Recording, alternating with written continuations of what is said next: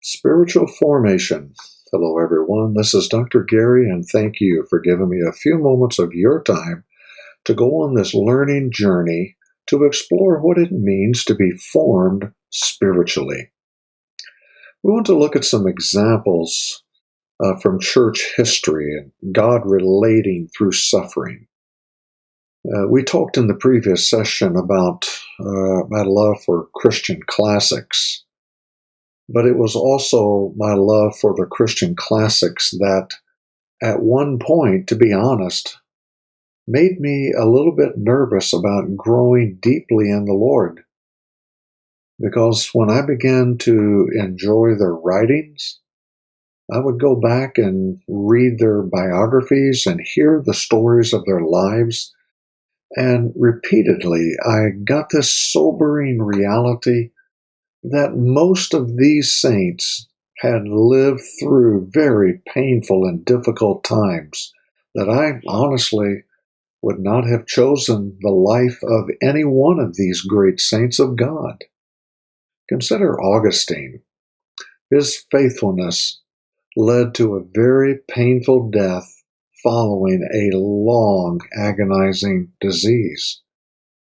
Teresa of Avila, she wrote the famous book, The Interior Castle, and yet suffering for years living as an orphan. Brother Lawrence, he wrote Practicing the Presence of God, yet never conquered gout that plagued his body.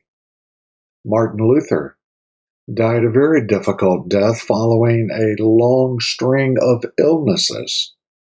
Richard Baxter, he wrote The Saint's Everlasting Rest. He suffered from a massive tumor protruding from his body.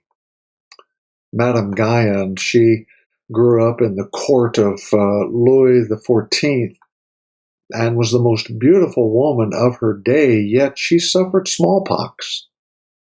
She later wrote, "This was God's mercy to bring me to a deeper spiritual truth." When you look into the Bible and you find examples there, it shouldn't surprise us that all of these great classical writers had difficult lives, because the reality is biblical personalities had it just as difficult. Jesus, Isaiah 53:3, prophesied about him that he would become familiar with suffering. Paul, he would state in 2 Corinthians 12:7, talked about living within an ever-present thorn in the flesh. 3 times, he said, I pleaded with God to take this away. 3 times God responded to him, my grace is sufficient for you. Elisha, the most powerfully and charismatically gifted of the Old Testament prophets, died of a protracted wasting illness. You can read about that in 2 Kings 13:14. Here is a man that God used miraculously, but he couldn't heal himself. Hosea, called to marry an adulterous woman who broke his heart, who was not faithful to him. In Hosea 1-3, in those chapters, you can read about this.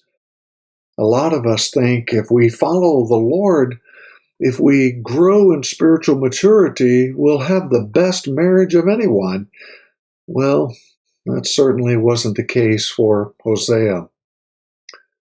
Biblical suffering refers to the various forms of hardship, pain, adversity experienced by individuals or communities, often interpreted through the lens of faith, spirituality, and God will, as described in the Bible. It encompasses physical, emotional, and spiritual suffering, and is presented in Scripture as a reality of human existence in a fallen world. Biblical suffering is multifaceted, encompassing the consequences of sin, the testing of faith, divine discipline, participation of Christ's suffering, and the hope that emerges from enduring trials. It serves both as a reminder of human brokenness and as a pathway to spiritual maturity and deeper reliance on God. Thank you for giving me a few moments of your time on this learning journey of exploring what it means to be formed spiritually. I would be so grateful if you would share this content on your social platform so that others could be made aware of this learning opportunity to grow in all things spiritual formation. Well, until we can meet again, we bid you Godspeed. Bye for now.